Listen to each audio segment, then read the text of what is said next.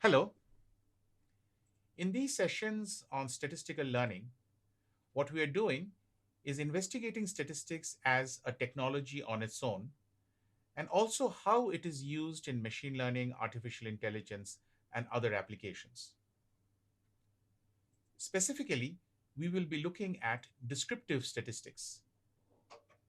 And by descriptive statistics, I mean the set of technologies that is used in order to describe data as opposed to be doing inference or any probability like calculations on it. We'll be looking at data and data versus information, about how to summarize it through various graphical displays such as histograms and scatter plots, various kinds of descriptions of data through numbers, measures of location, measures of dispersion, measures of correlations. We'll also be introducing certain distributions that make sense in data analysis, such as the normal distribution, and also look at how to summarize data through a combination of distributional as well as empirical measurements, such as box plots. Just to set the context for what we are trying to do, in order to be able to summarize data, it's important to be able to understand what kind of information we are trying to extract from the data.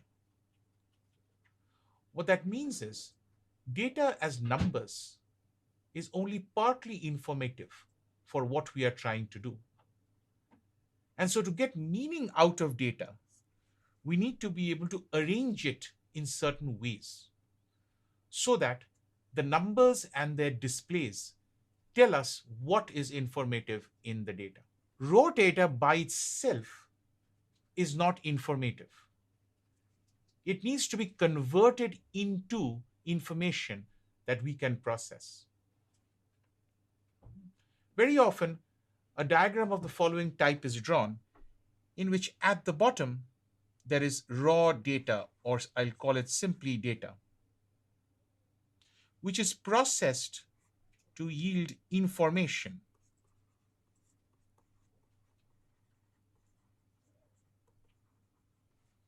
This information is then converted into useful knowledge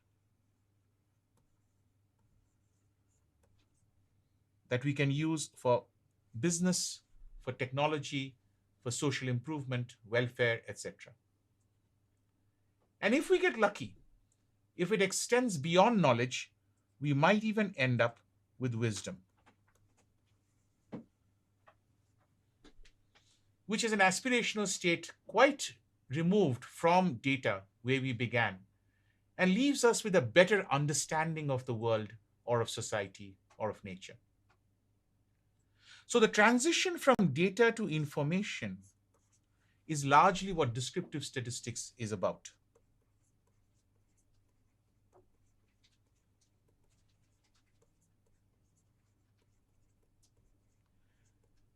And the ability to process large amounts of data into useful information is a useful skill, sometimes a vital skill in today's information technology.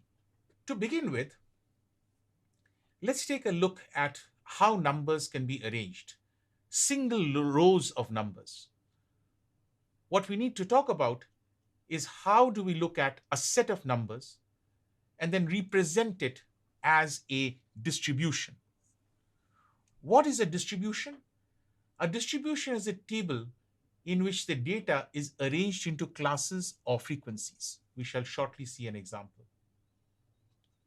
It is used in order to reduce data to a smaller pieces of information chunks. Instead of showing you the entire data set, show simply a distribution. A simple representation of such a distribution is a histogram. A histogram is a graphic that looks a little like the picture here, where on the axis here are data, and on the axis here is the frequency, or roughly speaking, how much data.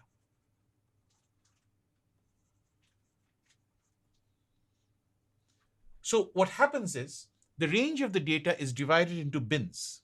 Each of these is a bin. We indicate what the bins are, and then we say how much data is in each bin. So this shows a pattern of the distribution. The bins, from a data perspective, indicate classes. And these classes are often themselves directly used for various kinds of analysis. An example will make this a little clearer. Consider an example in which data is available as certain integer numbers, which is a measurement of torque, force, calculated on 25 assemblies of mechanical instruments to decide whether there is a contributing factor to a defect.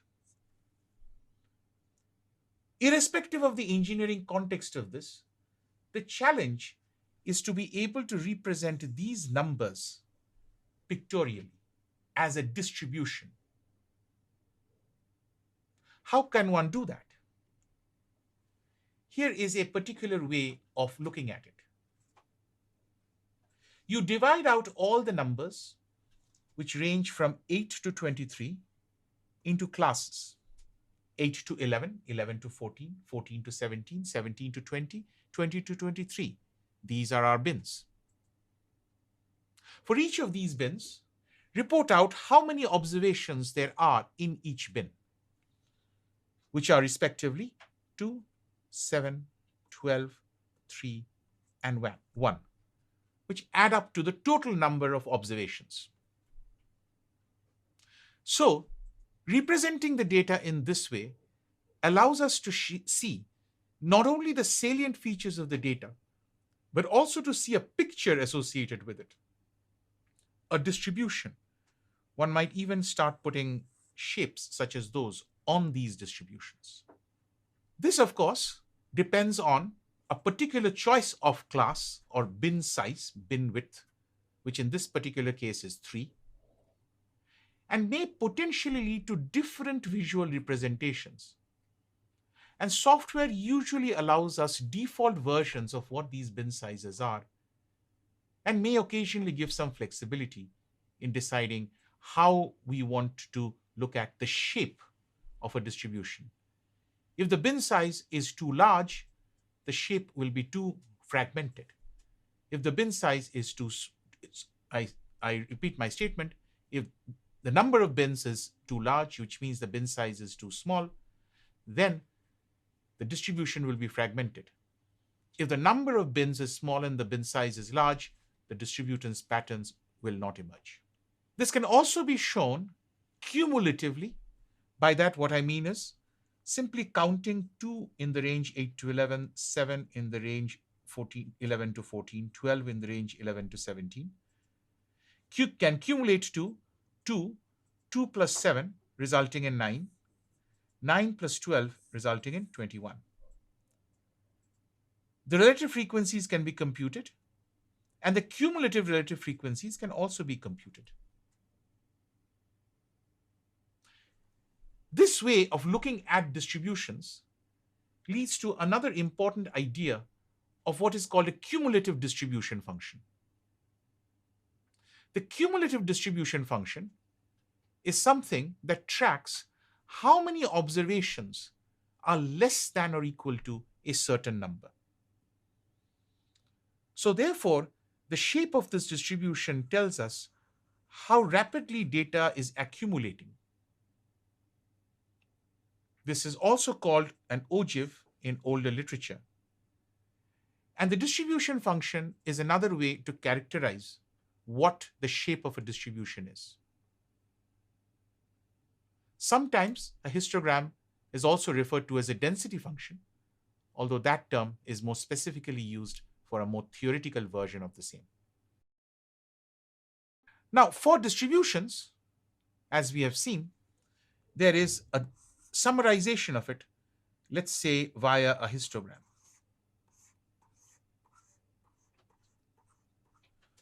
What information about the data does this histogram or this distribution give us? It gives us a sense of where the numbers are and how they are spread to start with. It gives us a sense of shape. It gives us a sense of whether more data is to the right or to the left. But most importantly, perhaps, and where we will begin, is this gives us a notion of the center of the distribution. Where is the data located around? What is the central tendency of the data?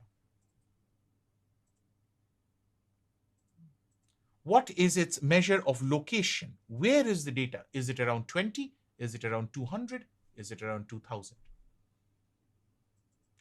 As you will see, these are averages of some sort, but not necessarily. So how do we measure where the middle of my data is? Is it an average? Is it a representation? How do we think about location and central tendency?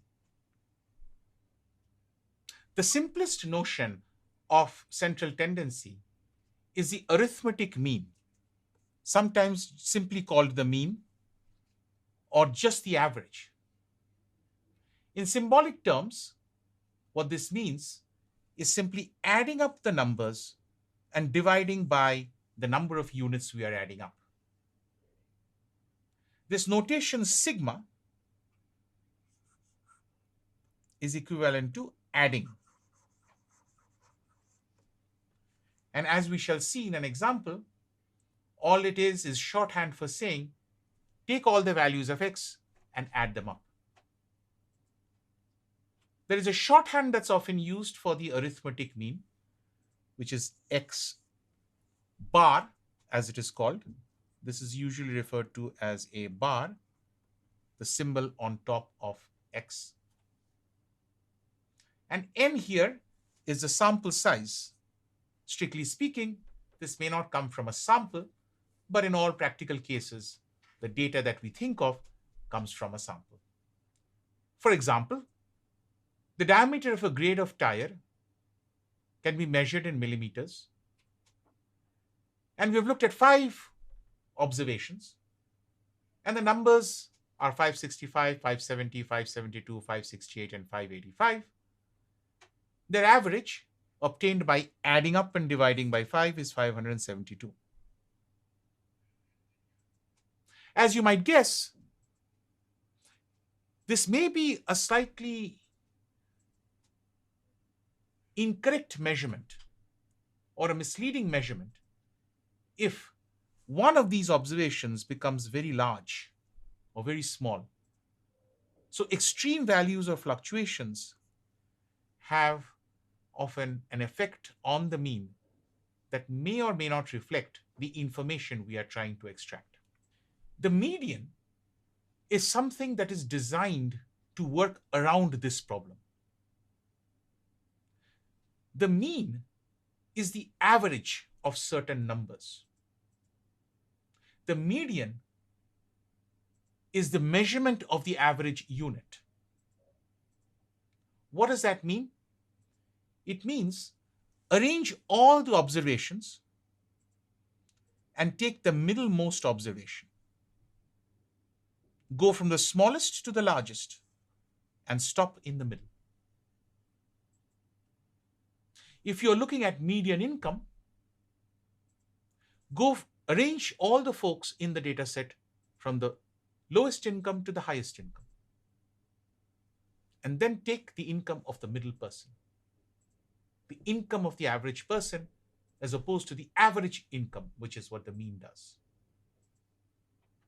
As you can see, it is less affected by extreme values. For if we change very large values and very small values, the middle remains undisturbed. If there are an odd number of observations, then the middle value is uniquely defined by the formula n plus 1 by 2. If there are an even number of observations, this breaks down. And what usually happens is you look at the average of the two middle values. So if there is a unique middle value, that is your median. If there are two middle values, then it is the average of the middle values.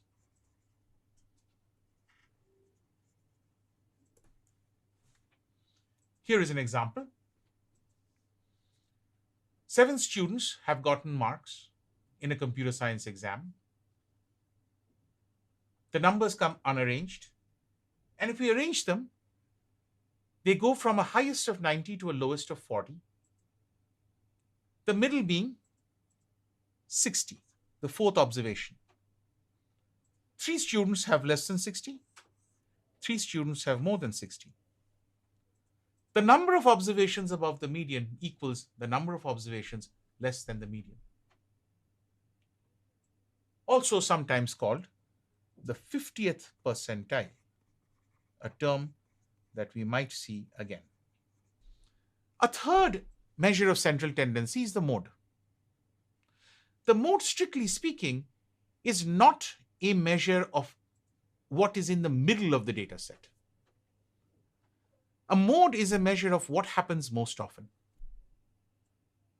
What is a typical value? If I take a random observation from the data set, what am I most likely to see? What occurs with maximum frequency? In the middle or not?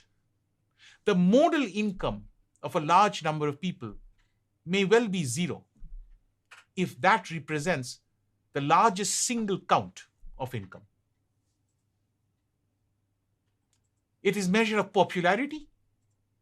For example, the most popular shirt size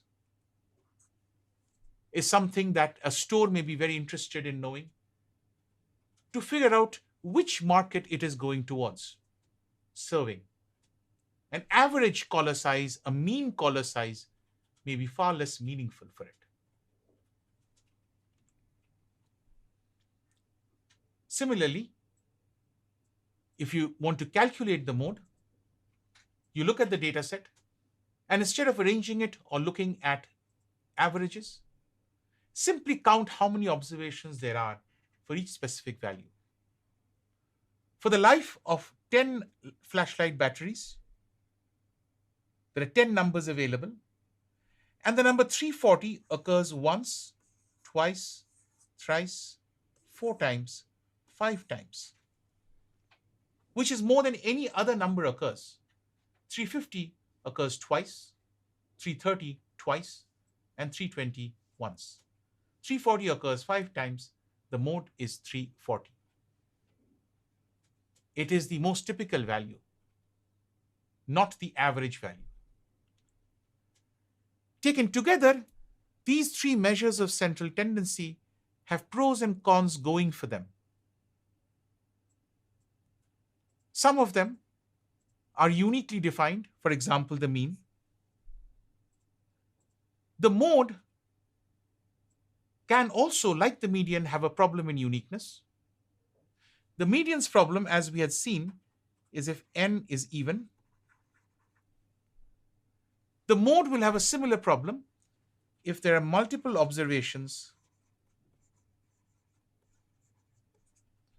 with same count. So there are definitional issues that may need to be looked at. However, the values of the mean and the median tend to be more stable than the mode, because the median only requires you to know what happens in the middle of the data and does not require you to depend on the values near the tails. Similarly, the mode does not require you to know the values of unpopular values, or values that occur maybe only once or twice in the data set. So based on what your requirement is, are you looking for things that happen often? Are you looking for the average? Are you looking for the value of the average unit? Do you care that single observations may influence your measures too much? Are you bothered about outliers? Or do you want outliers to move your representation around? These things determine what value of central tendency you might want to look at. So the issue of extreme values is something that will come again in various models in statistical learning and machine learning methodologies. And some measures are affected by extreme values and some measures are not. And the choice of it depends upon the specific application that you may want to put it to. I leave you with another sense of what the summary of a mean, median, and a mode is. The mean is the center of gravity of the data, such that if you balance the data around that point, it will not try to fall to the left or to the right. The median is where the data is 50% to the left and 50% to the right. And the mode is where the highest value is. Once you have a notion of what the central tendency is, measured however you choose to, the next problem becomes, how is the data distributed around the central tendency?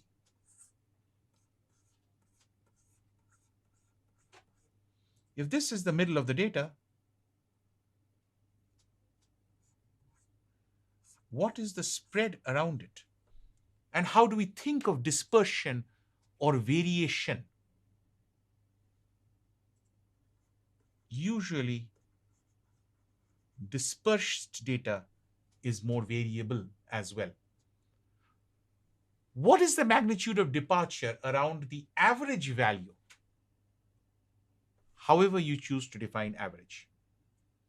Usually, different measures of dispersion rely on different notions of what constitutes average, as we'll see. The simplest notion of dispersion refers to the range of the distribution. When do we say that there is no dispersion at all? No dispersion at all corresponds to the situation that there is no difference between the maximum and the minimum. Equivalently, all observations are the same. So if the maximum is equal to the minimum, this implies that all observations are equal. In other words, the data has zero range. So the range tells us how spread the data is simply by telling us what the difference between the largest unit and the smallest unit is. Let's look at an example where we consider mutual funds. For mutual funds, usually higher returns are better. And when different mutual funds show different returns, what that usually means is that there's dispersion or variation in the market. Some mutual funds give more returns and some give less returns. What is this variation or this dispersion in this sample of mutual funds? For the numbers available to us, we can sort them, or we can simply say that the largest is 18 and the lowest is 9. And therefore, the range is the difference between 18 and 9, which is 9. So there's a 9% differential between your best case and your worst case scenario. This is the range. Of course, it is also the case that this range depends upon the extreme value. You could argue that, hey, this 18 is not a very fair representation of what happens when the market is very good. It may be an extreme value. What should we do then? One possibility is to consider a situation where we ignore the sides of the data. Ignore, for example, the top 25% and the bottom 25%, and consider only the range of the middle 25%. This is the range between what two numbers?